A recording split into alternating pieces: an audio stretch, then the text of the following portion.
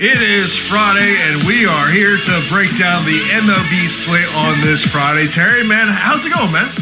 Doing good, Jace. Good to be here. Nice way to end the week, getting on the air. Last minute change here for me, so scrambling a little bit the last hour, putting some stuff together. But yeah, doing good. Getting caffeinated over here, so looking forward to it. Yeah. You got a go-to coffee there? Oh, yeah. Yeah, well, this one's just a little Cafe Bustelo. I do the Keurig system, but I have the little refillable cups, so I'm just buying bricks of Cafe Bustelo at the bodega over here for right now. But usually I like to mix it up, get different, fancy coffees and stuff. No real favorite, but I like a nice dark, something with a little bite to it. What about you? Anything? I'm just relaxing, man. I had a long day yesterday. I think I got done about 2:00 in the morning. So it was since I do obviously a lot of MMA stuff. So we got fight card tonight, fight card tomorrow. So it's been a busy 24 hours or so for me. But yeah, man, I'm ready to break this slate down. But before, of course, we're sponsored by SuperDraft. We'll tell you about the great offer SuperDraft has for our viewers. But let's talk about last night. First off, I think if we're going to talk about last night, we got to start with the Royal Stack. If you went with that top stack, 1, 2, 3, Merrifield, Solar, and Perez, 8 for 14, 6 runs, 6 RBIs, and 2 home runs. Yeah, I tell you, that was not a big spot on my radar yesterday, and they really, really came through. That was a key to unlocking those top of the GPP standings for basically every tournament that I saw, everything that I was in. So I had a few shares, but not nearly enough. I think that's how I started off my column last night. It was, looks like we don't have enough Royals. So yeah, hell of a game by those guys, though. Merrifield was a monster yesterday. Yeah, you look at some, 2 pitching notes really stick out to you. First off, you got, Bundy going a complete game, only gives a 1 earned run and 10 Ks. And if you had the Braves, you had got a good start there too. Yeah. Bundy was lights out. Excellent start against the Mariners, and it was a spot that talking to EMAC the night before, that I really liked targeting that spot. We actually covered that one 2 nights in a row because we had been listed the night before previously. Before Teron came back. So it was a spot I liked 2 days in a row and then somehow ended up with not enough of it. So just typical me. But Toussaint was nice to see. Alex had him high ranked in the top starters tool early in the day.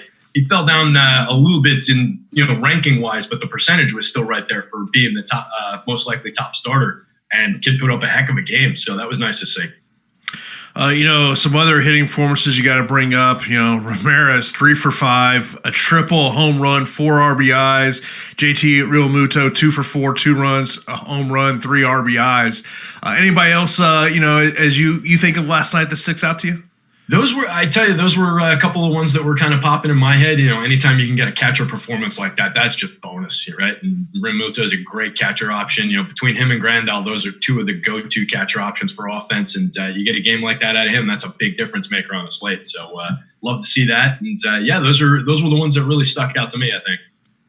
Of course, we're here to break down this slate, a 13-game main slate on DraftKings. You can play the 2 early games, 6:05 games, which, of course, is Baltimore and the Nats and the Rays and the Yanks. I think both me and Terry will be paying attention to that Rays versus Yanks game as a Rays fan. And, we'll see, just in terms of that game, especially maybe someone's going to play on FanDuel. Blake Snell's still stretching himself out. How long will he go? His last start against the Orioles, got off to a great start, first 2 innings and kind of things fell apart. So I think that'll be interesting if someone wants to play on the FanDuel side of things. Yeah, there's a ton of strikeouts in that Yankee lineup. So even if Snell only goes 4 innings, you could still see 7-8 strikeouts out of the guy, So that would probably be something I would take a look at there. I don't expect a ton out of Tanaka today. He's kind of on a short leash as he's coming back from taking that line drive, screaming 106-mile-an-hour line drive to the forehead that I honestly don't know how he's still alive, let alone pitching. So I don't know that I would lean too much into Tank, but I might take a look at Snell there. That makes a lot of sense. But of course, that main slate starts off at 7:05. Tigers and the Pirates are going to kick this slate off. Let's get your take on this one, man. Yeah, so Tigers Pirates, we've got Matt Boyd and Chad Kuhl. I'm not a huge fan of either pitcher. I think Kuhl's going to go like 4 innings, something like that, then hand over to the bullpen. So he's not really an opener, not really a starter. He's kind of in that lost space in the middle. Not a guy I really would go too much anyway. 20% strikeout, 9% walk rate for his career. Lefty power can get to him a little bit, so maybe take a look at some of the left-handed bats on the Tigers. Not that there's many that we really like, but maybe like a Kristen Stewart could get into him. Boyd on the other side, good amount of Ks, 30% strikeout rate last year, 3.88 xFIP. Not a guy I love, but he kept the walks under control, gives up home runs. Vulnerable to the long ball, 189 in 2019, home runs per 9, 143 the year before. So definitely vulnerable to the long ball. These Pirates bats, not a team I look to a ton, but there is a little bit of pop in like the middle in the Josh Bell, Colin Moran, Brian and Reynolds kind of a space. So not the greatest hitters. Reynolds has 159 projected, ISO Moran 147, but they could turn on the ball from the right guy, and this could be that guy. So might be a sneaky little play there. Have to see how they rank out in top stacks. Yeah, when I was doing the Early Bird podcast last night with Adam, of course, we were talking about this Pittsburgh lineup. Not exactly a lineup that you're looking at outside Josh Bell. I mean, just looking on DK, 4,900. Is there another favorite bat on the Pittsburgh side of the equation? A guy I like to get to, and he's not like eye-popping in the stats, but he does a fair amount with both the bat and the legs, is Kevin Newman when he's hitting him toward the top of the lineup at shortstop. Just a weird little oddball type of shortstop play. Does enough for me that he can generate fantasy points on the right day. So if I'm going to this stack, that's somebody I like to build into it. But I mean, Bell is obviously the best bat on this team. And on the other side of the equation, is there a favorite bat that really has you intrigued? I know you've always got your home run tool up there at Awesemo.com. People gotta check out that article. Is there someone that really has you intrigued? I think typically when I look for power on this team, it's I called out lefty power, but he's a righty. But CJ Cron just packs a ton of wallop on this team, so he's got by far the best home run mark on that. He's up over 12 in my little home run model there, so anything over 10 is a good sign. So he's creeping up into that really good chance to hit a home run territory. So he's 2,700 on DK, 2,800 on FanDuel, great price. So that's a guy I might definitely take a look at if I'm leaning into some Tiger stacks. Then we got the Braves and the Phillies. This was a matchup that me and Adam talked a little bit about last night on Early Bird, especially with Atlanta leading the league in strikeouts. You got Vince Velasquez going for the Phillies. Obviously his price is 6,900 over on DraftKings. Is that a lower salary pitcher that you're looking at? Yeah, I think so, particularly on the two-starter site. There's a couple really high-end guys on FanDuel that I'm probably just going to lean into and kind of ride some of the pitching chalk today. I think just the way the early projections are breaking down. I'm not pulling the greatest projection on Velasquez, but I haven't had a chance to dig into it, so I think maybe something's just wrong with my innings projection, because I do like him. There are plenty of strikeouts available in this lineup. He's a kid that we know can strike guys out. He's 26%-ish career strikeout. 9% walks, you'd like to see that a little bit lower, but it's not tragic. He's a guy who's going to put guys on base. He's a 199 home run per 9 last year, so if guys are on base, he is vulnerable to that big long ball. So that's what we got to worry about. That's what he's got to avoid. So you could run into one of those starts where he racks up 7-8 strikeouts, but then gives up a home run, a 3-run homer, a 2-run homer, and he's behind the 8 ball on your points, and you're not getting what you need from him. So he's never been a guy I trust, but I think for that price, he's a guy I'm going to go to. 6,300 on FanDuel, so super cheap, lets you do basically anything with bats over there. Adam had mentioned to me about the left-handed bats for the Braves going up against Vince here. And Freddie Freeman is obviously someone you mentioned. Of course, you got to pay up for Freddie Freeman, 5,200, the third most high salary bat in this game. Are you targeting those left-handed bats just in case, Vince, maybe starts having the walk issue and things along those lines?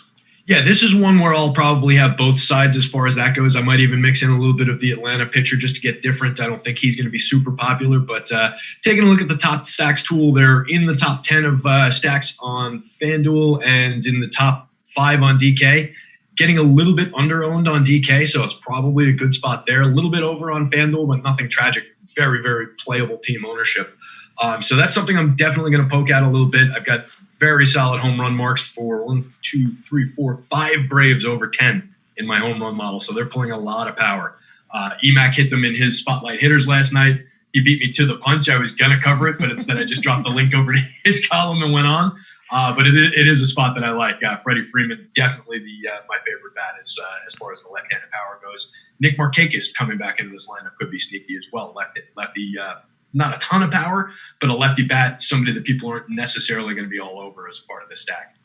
Of course, you mentioned about your article over at Awesemo.com right now. Free premium content today, the MLB player ranking. So you definitely want to check out that.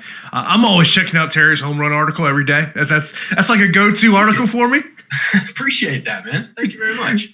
Yeah, that one I give, the one where I give the team-by-team home run pick and then make my home run call. So just got off the schneid the other day with the home run picks too after a cold week with hit the George Springer pick the other night. So feel good about it. Hey, look, we all dig the long ball, so we're trying to find those long balls where they may come from.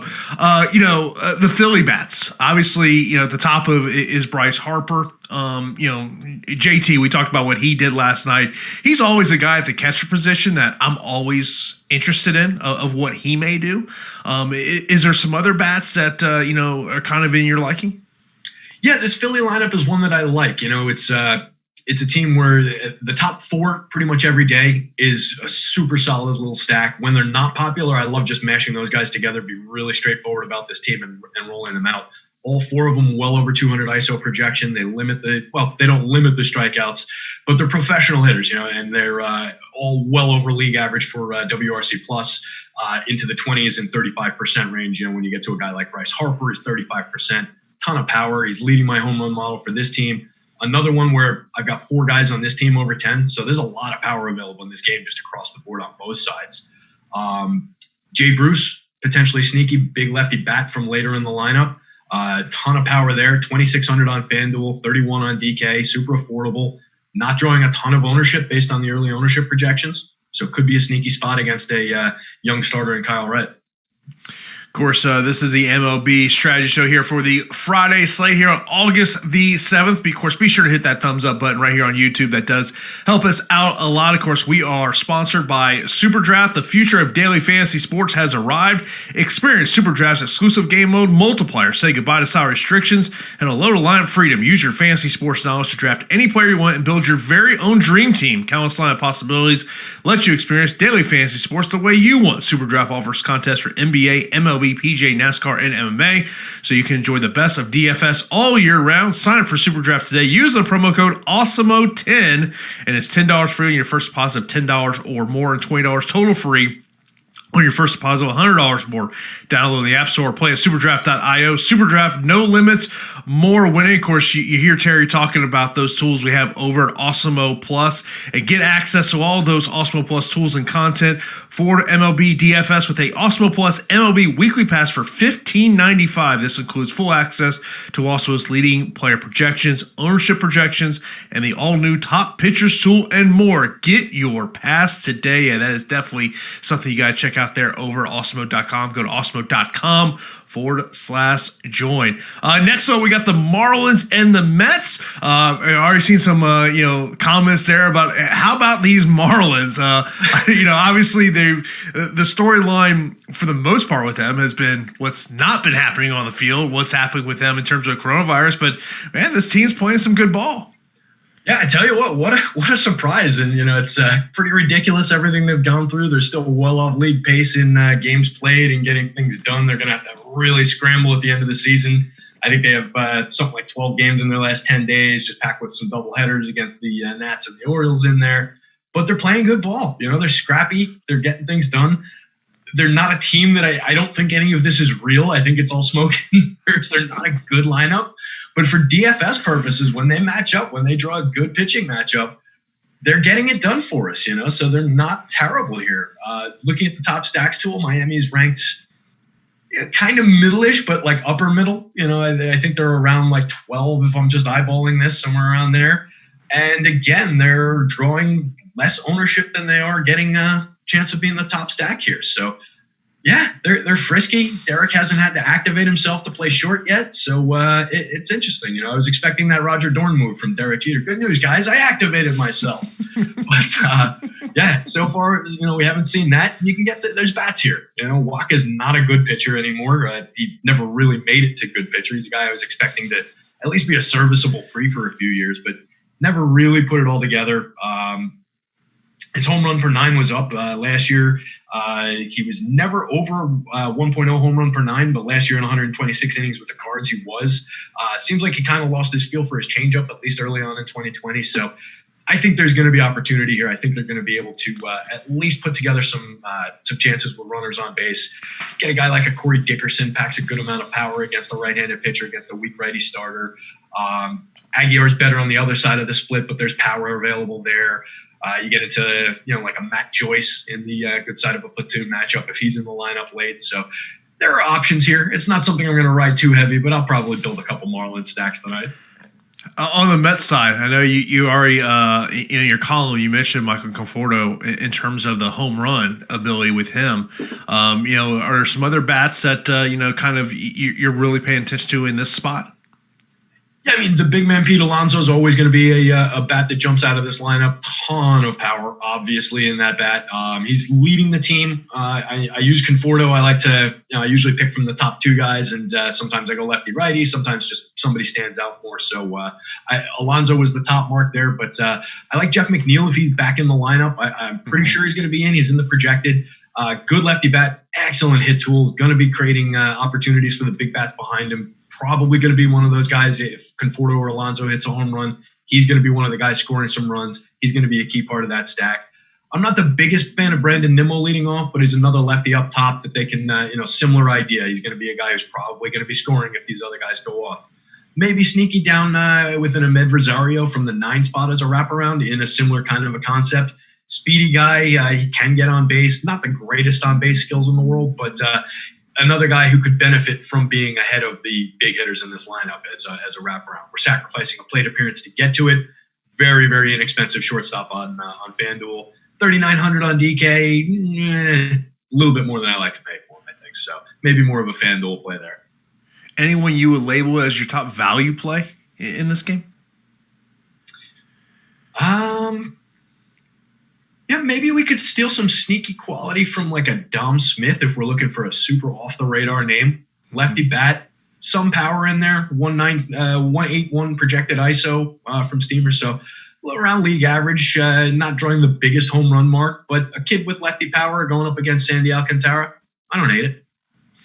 Then we got the Blue Jays and the Red Sox, and I know that you're all on this Red Sox stack.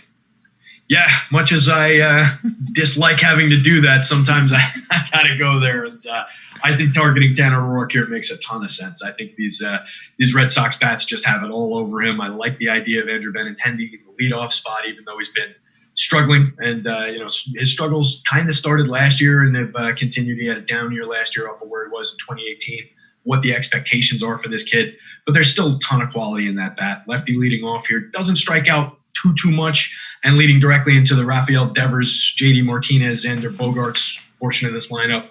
Really, really like that as a stack. I expect them to be popular. All 3 of those names I just said are over 15% ownership on FanDuel, in the 15 to 10 range on DK. So we're going to need to make some changes in this stack to get different with it as we build it out.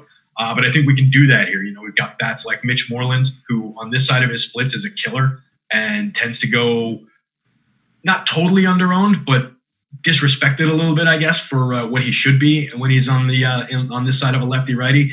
So good amount of power there. I think you can do similar things with an Alex Verdugo, a Jackie Bradley, late lefty bats in this lineup, just to help you differentiate. Both of those guys are under 2% ownership on FanDuel in the 2-3 range on DraftKings. So if those guys are in the lineup, I like looking for some of those sneaky lefties here. Is this the day where JD Martinez finally goes yard?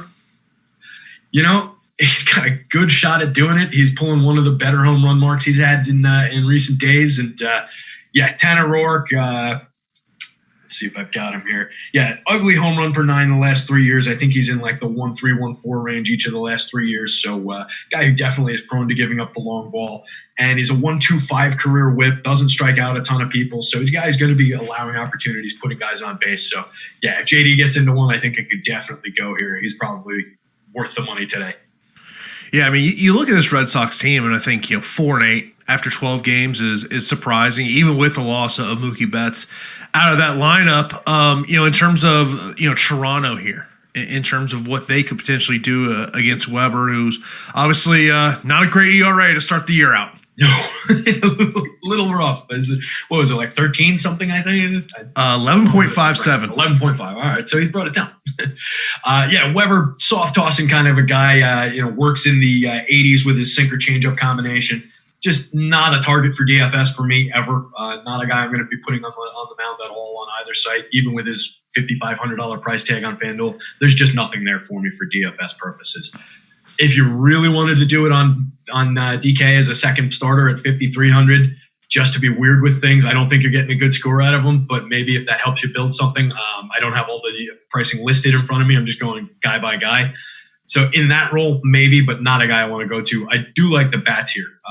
We can definitely find some opportunities against him. He's not super prone to giving up the home run, I don't think, but I think these kids can get to him here. And then you get sneaky lefties with a ton of power like Travis Shaw, who's back in this lineup. You got Rowdy Tellez, who has a bunch of power on this side of the split. So I think some kind of a mix with the second-generation kids and those two guys here could put together some good Toronto stacks. They're owned more than I'd like to see up top as well on both sites. So it's something to keep an eye on there. Take a look where they fall in the top stacks tool through the day and decide that way how much you want to get to them. I mean, I know you mentioned your article, the 81245 Red Sox stack. Could that potentially ultimately be something that just the ownership is so high on that you could, fade away from it a little bit? Yeah, I mean, you always want to make that decision. You always need to be keeping an eye on ownership. The reason I wanted to build it as like a wraparound like that with Jackie Bradley, for some reason, it's probably a junior issue naming site to site.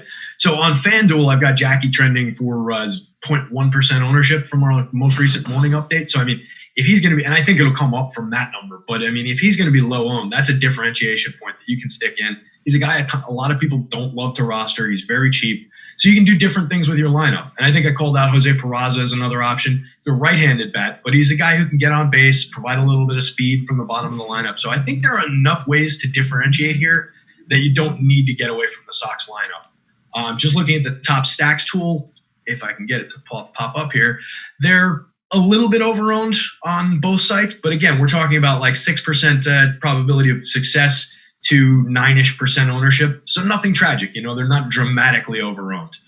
Toronto is actually the top stack on Alex's board right now. So I like that even better, seeing that. And the ownership is, again, around level like the Red Sox were. So two teams I'm going to dig into. Twins and the Royals coming up next.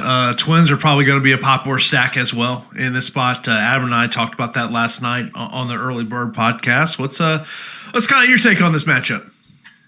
Yeah, I'm on the Twins bats quite a bit, pretty much always, and they're showing a ton of power here again in my home run model. I've got Kepler, Donaldson, and Cruz all trending over 10, well over 10 in my home run model here. Like the chances for at least one of those guys to go deep, probably more. Junis, not a pitcher I love. He's 20 league average is kind of a pitcher, 20% strikeouts, 6% walks. He's not bad, mid-high fours xFIP for his career, so he's all right. I'll have a little bit of him, but I definitely like targeting him more with the Twins bats than I like playing him. And I think we can get away with some good ownership plays here. Nobody's really trending for too much popularity. Looks like Donaldson, if he's in the lineup, is our most popular guy on FanDuel, on both sites actually. And then you've got quality. Nelson Cruz, not really too popular. Eddie Rosario trending under 5% on both sites. Lefty against Jake Junis, so I like that spot. So I think we can build some very nice looking twin stacks here. Nelson Cruz is having a great year so far. Yeah, the guy's just ageless killer of baseballs. The only thing we're not getting here is him against a lefty, but I don't think it even matters in this matchup. Nelson can take anybody deep, and he's over 13.12. He was second or third highest overall in my model today, I think. So love the marks on Nelson today. I mean, this Royals team, it seems like every day I'm looking at a stack on the Royals every day when I'm building my lineups. I mean, and we, I know me and you on the Early Bird podcast have always talked about Sal Perez. At that catch position, he's always going to be someone you're going to be looking at. But in terms of, obviously, we all know the top guys in that Royals lineup you're going to look at.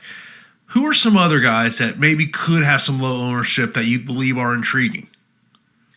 Yeah, so we saw Witt do it last night, and he's at the top of this lineup again, and he's drawing around 1% ownership on both sites in our early projections. I mean, it's, he's not a guy I love to go to all the time, but he's one of the better bats on this team. He's in a good spot, hitting in front of all the big RBI guys that we like. So he's a guy I'll probably build in. I liked him better when he was available at middle infield instead of the outfields, but I'll take it. Then you look down, you get to like a Maikel Franco. Or I'm sorry, it's a lefty, so I don't love Franco there. But maybe a Ryan McBroom if he's batting fourth. Adalberto Mondesi, hitting down lineup a little bit. Not out to a hot start, but a shortstop at a decent price, low ownership. Don't hate that there. So I'm going to be looking at some of those guys as I'm building Royal stacks. Smeltzer's a guy I want to target. Has problems giving up the long ball. He's 168 home run per 9 for his career in 53 innings. So, it's not a huge sample size, but he's had issues with the long ball over his career. So I think these Royals could get to him. I think they could be frisky again tonight. Merrifield had a great game last night, scoring 30 points on DK, along with what he'll do with his bat. Also got a stolen base as well. He is 5,700 on DK.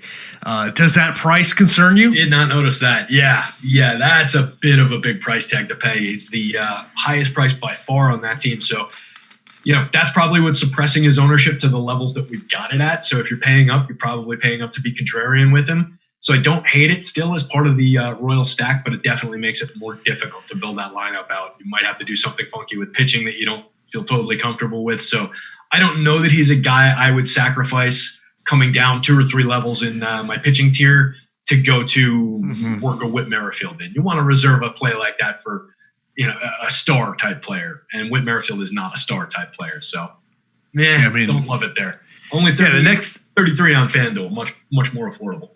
Yeah, the next highest price salary on DK is Nelson Cruz at 4,900. I think that tells you a little bit of something there. Wow, that is crazy. I can't justify that disparity in my head between Whit Merrifield being 1,200 more than Nelson Cruz, or 800 more rather. But there we go. Then we got the Reds and the Brewers. Let me click over here. So, good pitcher in this one. Finally, one of the top guys. I believe Bauer's my top projected pitcher in FanDuel today, if I'm clicking over there. Yeah, so I've got Bauer and then a couple guys I need to poke around and see what's going on with in Urias and Boyd, who I don't love at the top of my FanDuel board, and then into a Luke Weaver, who I do like, who we'll talk about later. So I expect big things from Trevor Bauer against this strikeout-prone lineup. He's an absolute ace. We know he's a stud. 27 to 30% strikeout the last couple of years, 8 to 9% walk guy. 144 home runs per 9 last year, so every now and then he's going to give up a long ball, but this is the kind of guy we'll take that with. We're not worried about the occasional solo home run that he's going to give up. He's sitting enough guys down with that arm and with the strikeout that he's not likely to give up the grand slam, the 3-run home run, the 2-run home run. He's more likely to give up a solo shot and not do too much damage to his score. So he's a guy I expect to be rostering in spades tonight. Only 17.4% ownership on FanDuel. I expect to be going over that on Bauer. Don't expect to be getting to a ton of Brewers bats with that. So, what about the Reds bats? Reds bats against Lauer rather. Tricky Bauer-Lauer spot. I think that's a spot I do like. Just taking a quick peek, clicking over to the top stacks tool. Looks like they are trending slightly under on FanDuel.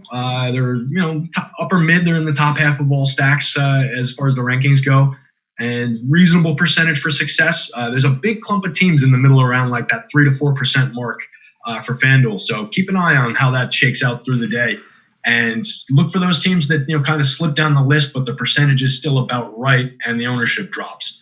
So if the Reds fall into that category more, it's probably going to boost the amount that I'm interested in this team. On DK, they appear to be getting a little bit more appropriate ownership, but there are bats that I like here. We see a ton of right-handed pop with Eugenio Suarez here, so definitely a guy to build around. not overly priced on FanDuel, only 3K, 10% ownership, so that's very, very reasonable there.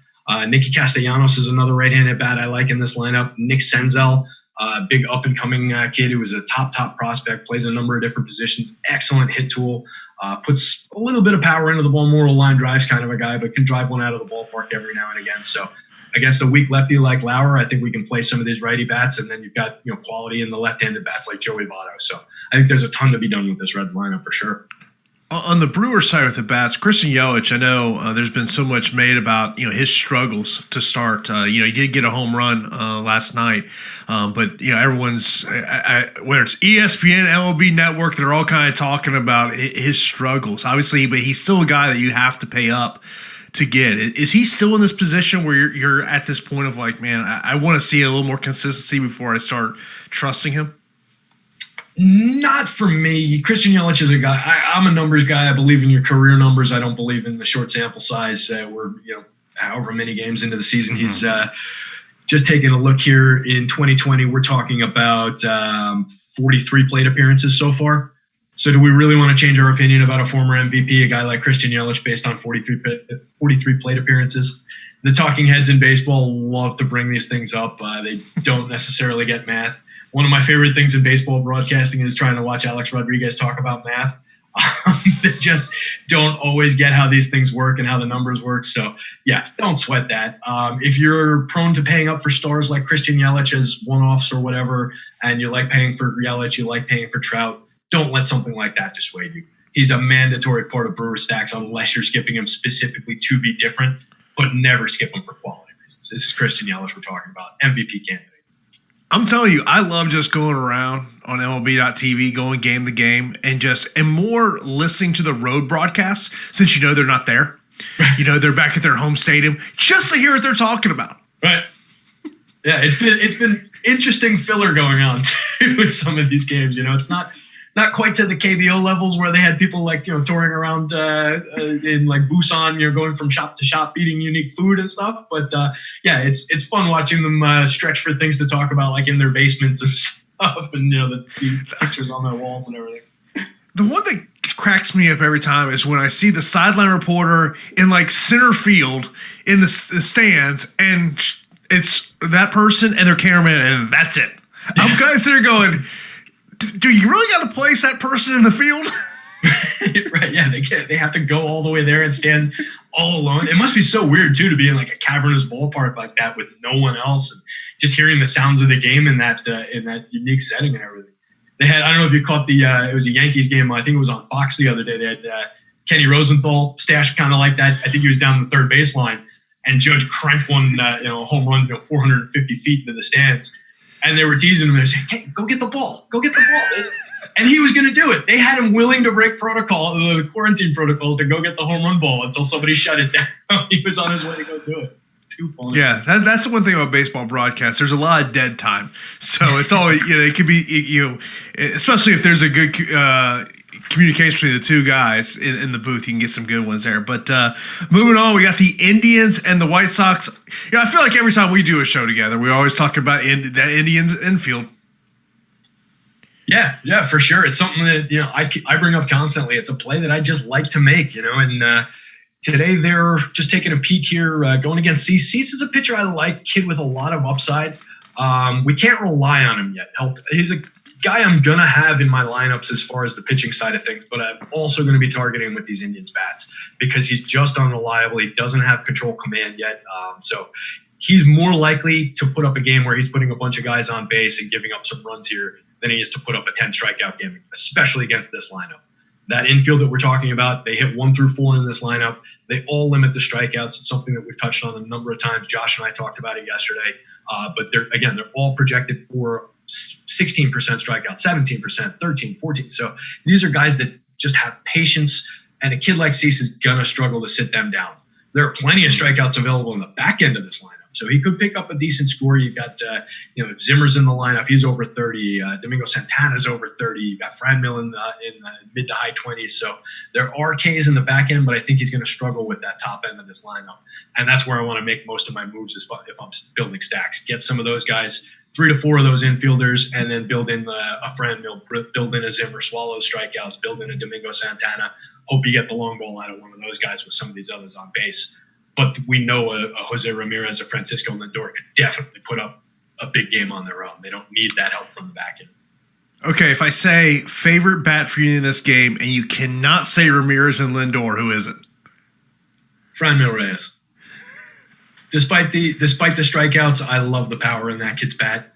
He's got my highest number in my home run model, 13.61, which I think is over what I said for Nelson Cruz. So he's way up there as well today. So that's a power bat that I like to get to a lot.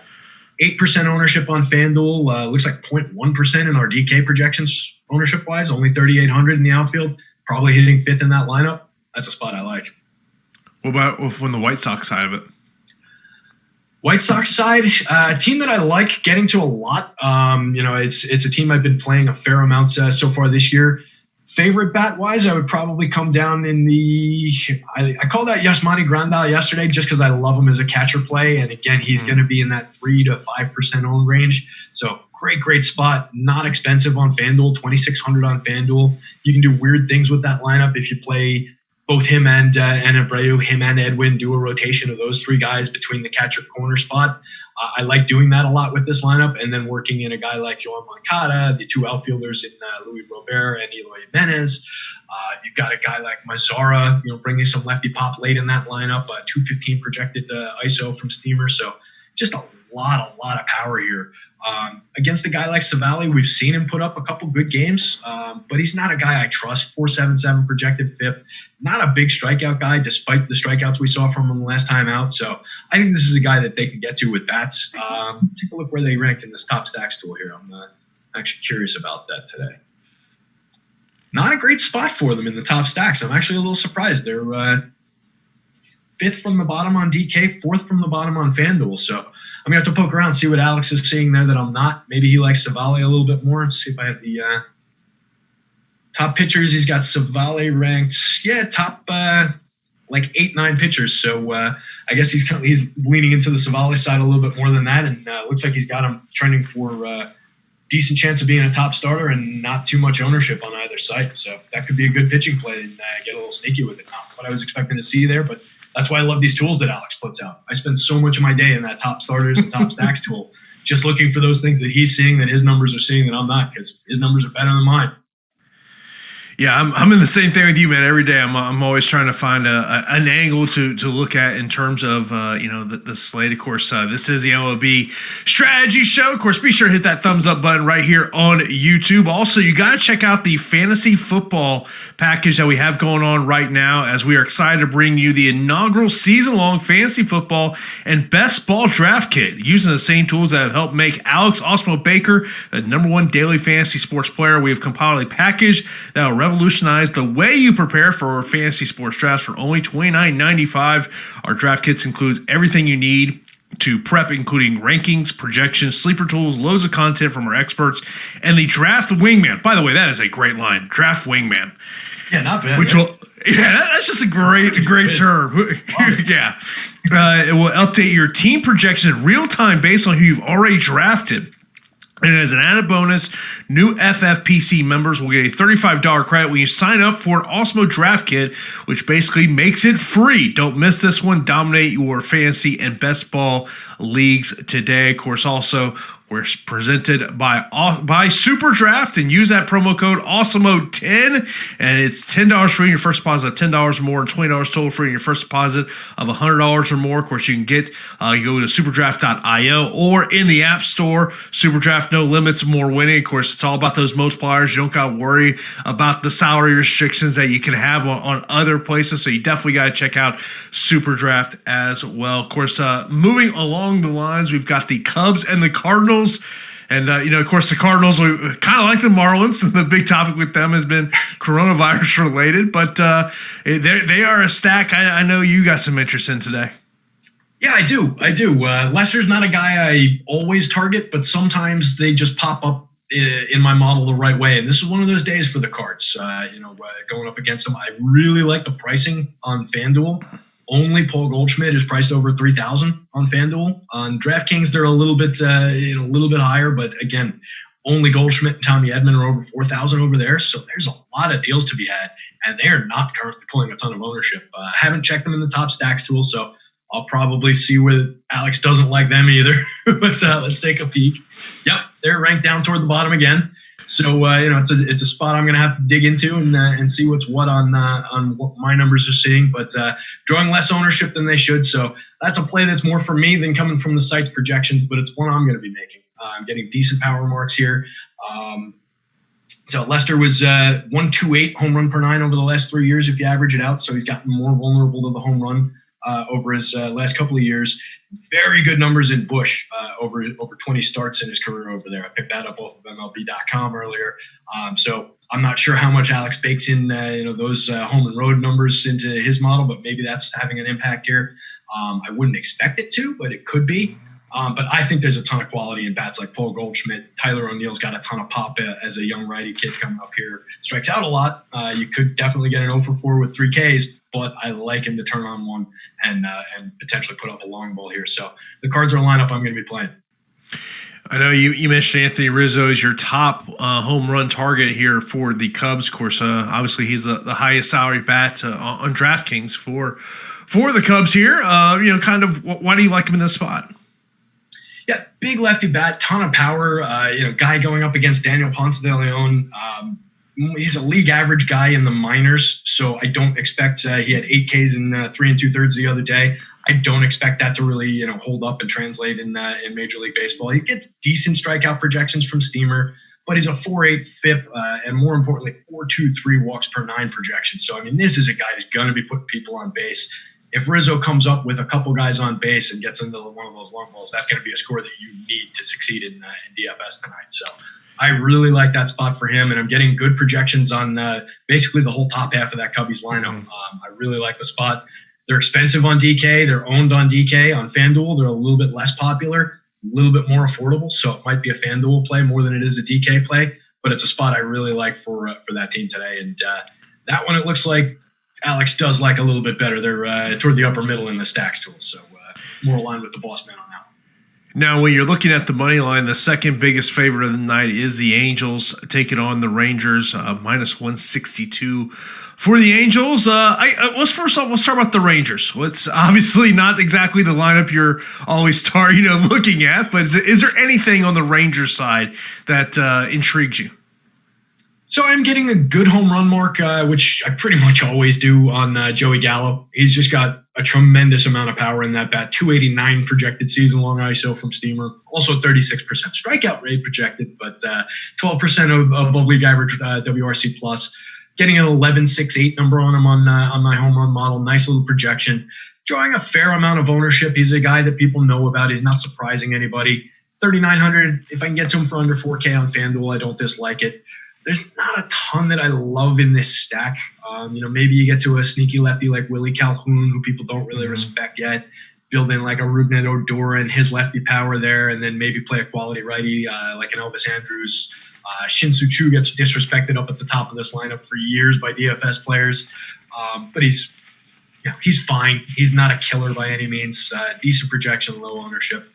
I like Griff Canning, I think, more than I like this Texas lineup, though. He's a young pitcher that I get to a fair amount when he's pitching. Upper 20s strikeout percentage in the minors. Over 100 innings pitched so far in the majors. He's around 25.5% strikeout rate. So I expect that to go up.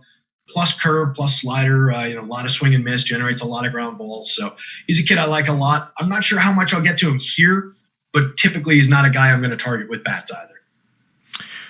Looking at DK, he's 8,200. By the way, the other side of it, Lyles at 7,600.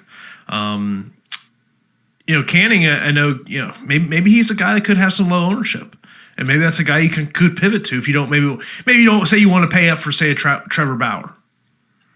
Yeah, I was just taking a peek at that as you were saying it because I thought that might be where you're going, and he ranks out really well in the top pitchers tool, but it looks like he's actually popular. He's drawing, and not crazy popular for DK because it's only 20%. We're working at a 200 over there, right? So, yeah, as a pivot play or as a pay-up option at SP2, that could be really interesting. You're not going to be able to do a ton if you're going to like a Bauer-Canning combo with your two pitchers. It's going to really limit what you can spend on bats. But if you can get into some of those value stacks, I definitely think there's quality there.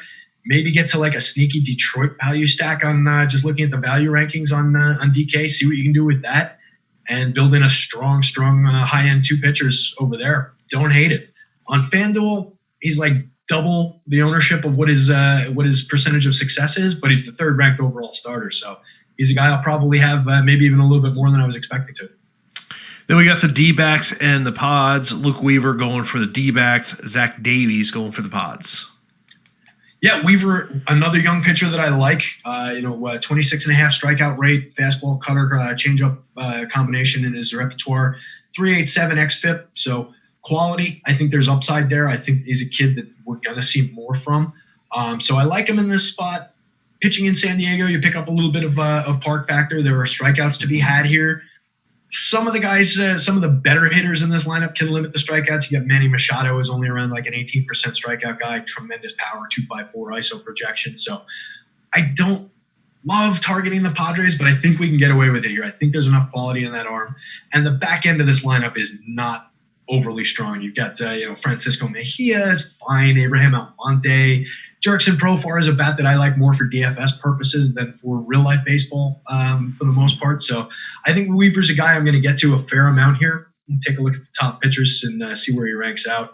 Yeah, he's a guy that Alex seems to like. Again, another guy who's trending for popularity, but not terribly so, not unplayable. So a guy I'm probably going to be getting to a fair amount and probably limit the amount that I get to those Padres stacks. In terms of, bats, if you would say you were going to rank a top 3 bats in this game, who would they be? Just taking a peek through things, I would probably be targeting the D-backs side of things. Zach Davies, not a good righty. 5.23 projected FIP, only like 5.75 Ks per 9, so just not striking anybody out. So we can target some of the power, and you pick off a Cole Calhoun lefty power. We saw an inside the park home run from him the other day. I would lean more toward it being an outside the park home run if he's going to do it, a traditional home run. But that's a bat I like here, and I think you can do some good things with the top of this Diamondbacks lineup. They don't look like they're drawing too much popularity. We've got 6 hitters in a row, all drawing over 200 ISO projection for the season from Steamer. So mixing and matching through some of those bats, quality pricing. Only 2 guys priced over 3,000 on FanDuel. More in the high 3s, mid 4s on DraftKings. So a little bit less affordable and drawing more popularity on DK. But I think this is a spot we can definitely target. Again, Zach Davies, pitcher that I like to go after with some bats. Then in Oakland, we've got the Astros and the A's. Zach Greinke going for the Astros and Chris Bassett going for the A's. Greinke, another pitcher that typically I like. He's not drawing the best projection for me today, though. So he's ranked a ways down my list. It looks like Alex has him 6th on both sites. So Greinke's going to be interesting to poke at. He's got a better probability on DK of being a top starter than he's drawing ownership. So that's something I might like as a expensive pitcher pivot over on DraftKings if you're getting away from Bauer. Maybe get into a little leverage with Greinke. Not the greatest spot in the world, but righty. He's taking on mostly righties in this A's lineup. That's where they draw most of their power. Got to avoid Matt Olson and his big lefty bat in the middle, but Greinke's a guy who knows how to do that. Not a guy I worry about ever rolling him out there. Big price tag overall on DK at 10.5. Like him on 8.8 on FanDuel. So I wish I was getting a better projection overall on him, but I think that price tag is going to put him into my FanDuel lineups quite a bit here. If you want to target A's bats, I mentioned Olson. Tremendous lefty power there. We've got a guy like Marcus Semien leading off here was an MVP candidate last year. Ramon Laureano provides quality with his bat and his legs. You've got Matt Chapman can get into even in the same-handed matchup. So there are guys to build with, but it's not a spot I'm going to be leaning too much into the A's at all here. Bassett, on the other hand, I think is a pitcher that you can definitely target with those Astros bats. There's a tremendous amount of quality in that Astros lineup, as we know. So Bassett, not a guy I trust. Sinker cutter, some swing and miss, but not a very high end starter. 4.5-ish xFIP, 57 games. So we've got a good sample of who he is, and that's the guy that this pitcher is. So I think we can target him here. If Kyle Tucker's up top leading off, I like that as a left-handed bat, low ownership, good price tag. Then we've got the guys that everybody knows, the Altuves, the Bregmans. So it's a team that isn't going to sneak up on too many people, but I think we can get there today. Two more games before we get out of here. Of course, come up here on Awesemo.com. Today we got the NHL Strategy Show, NBA Live Before Lock, and then I'll be back at 6 o'clock for MLB Live Before Lock. Mariners and the Rockies. And, well, if you listen to the Early Bird podcast, you heard Adam talk about his like for the Mariners pitcher here. Did he? I haven't had a chance to catch it. I'm going to fire it up after we get off of here and try to catch up on some of those takes. I love hearing Adam talk pitching, so that's intriguing to me if Adam likes him. He's not a guy who's really on my radar, but he did have 9 strikeouts with 20 swing and miss his last time out. So if he's changed something, if he's able to get it done, maybe just showing a little bit of growth, I don't hate that. Rockies on the road is a team that's definitely not the same quality that they show us at home. They're dangerous bats toward the top of this lineup, but there's also a lot of lefty hitting in this lineup. So lefty could be sneaky. Let's see what Alex thinks on that call. Alex has him ranked, looks like in the middle on both sites, drawing far less ownership on FanDuel. Price-based, I would imagine there.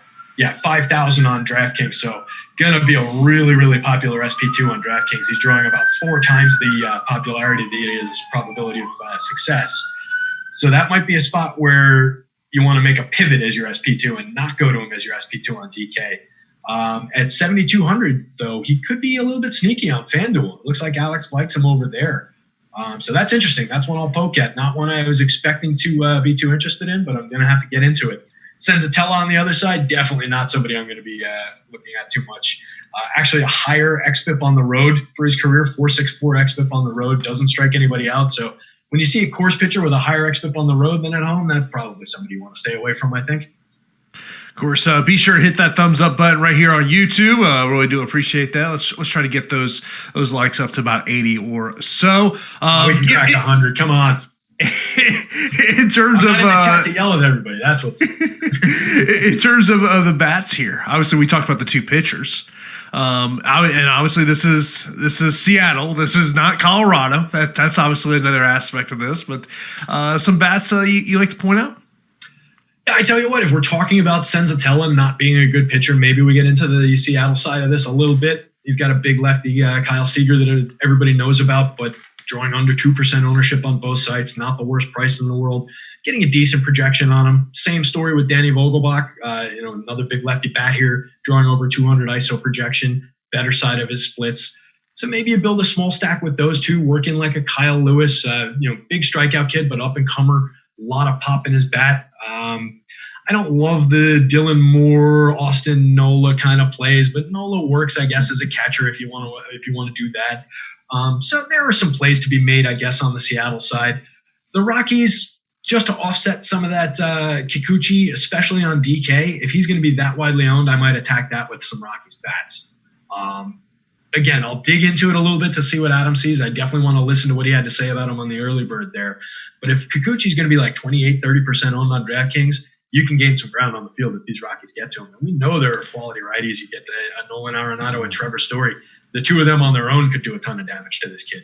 Working a Matt Kemp from back in the lineup. If Chris Owings is in the lineup, he's going to be a super low-owned, sneaky type of play. So there are bats we can get to with the Rockies. And then you've got Danny Murphy. He can hit anybody, even though he's a lefty-lefty. So that could be intriguing just to look to as a leverage play on DraftKings. And the final game of the night is the Giants and the Dodgers. The Dodgers, the biggest betting favorite on the slate tonight. Obviously Samardzija on the road here. Dodgers, are they in the? Is that a stack you've been really diving into? Yeah, they're a stack I like to get to a lot. They do a ton of stuff from both sides of the plate. Mookie's back in the lineup here, so love what they do up top with Jock Peterson leading off, especially against a righty. Ton of power in his lefty bat. So I really like that. And then playing down into the obvious names, the Mookie and the Cody Bellingers of the world. Max Muncy hitting 5th probably. I like him in the middle of the order here. Maybe a chance to pick up some more RBIs than he does when he's hitting 2nd. Get him on the back end of this stack. Love Corey Seager. He's been smoking the ball all year long as a lefty shortstop. So ton of plays, ton of offense in this game. Gonna be pretty widely owned, but you can make things happen by building in like a Justin Turner, who not a lot of people like to go to for some reason. he's been a killer bat for years in this lineup, and he's still only, today he's drawing under 4% ownership on DK, under 7 on FanDuel. Totally affordable, 3,200 on FanDuel, 47 on DK. I don't mind paying that for a quality bat like Justin Turner, even in a same-handed matchup. He can get to the shark here. That's not something I'm worried about. So, yeah, I'm going to be building Dodger stacks for sure. I expect that it's, as I click over to the other tab here, that it's going to be a play that Alex likes as well with that big run total. So, yeah, they're going to be top 5, 6 stacks on both sites, around level ownership. So definitely a play we can make and make comfortably. Anything on the Giants you think people should be looking at? Not a play that I love. Urias is a starter. He's an up-and-coming starter, getting a decent projection. He's my number 2 starter on FanDuel right now. So I'm probably going to be attacking these Giants bats more with him than I am with going to the Giants bats. Just taking a look at Alex's top pitchers here. He's got him around the middle, so maybe you can get away with a little bit with San Francisco based on what Alex is seeing there. But their lineup, I don't even see in the top stacks tool. I think he might have accidentally left them out of the – oh, no, there they are. They had a heading on them because they're all the way down at the bottom, so they were covered in gray. I didn't see them. So, yeah, bottom-ranked team in Alex's top stacks tool on both sites. Not a spot I'm going to be going to too much. Maybe if you wanted to do it to try and pick off some people who are going to Urias as a starter, but not a ton of quality in this lineup. Veteran bat like Evan Longoria, if you're going to do it. A Wilmer Flores versus a lefty. You can always pick up Wilmer on the good side of his splits, but not a play I love by any means. Of course, we'll have MLB live before lock, 6 p.m. Eastern time. We got NBA live before lock coming at 4 p.m. Eastern time. Next up here, we got the NHL strategy show, so you want to check out that as well. Terry, anything else you want to mention before we get out of here? No, I think we're good. Just keep an eye on, like we've mentioned several times, those 2 tools from Alex, top stacks, top pitchers throughout the day. Those are 2 absolute cornerstones of my process these days, and you can dig up a ton of good info there. So that's what I would say. Get on those tools, guys. Of course, be sure to check out everything over at Awesemo.com. Be sure to hit up Awesemo.com/join. Take advantage of that MLB weekly pass that we have up there and all the great Awesemo Plus tools we have. So that is going to do it for the MLB Strategy Show. And I'll see y'all later today on the MLB Live Before Lock Show.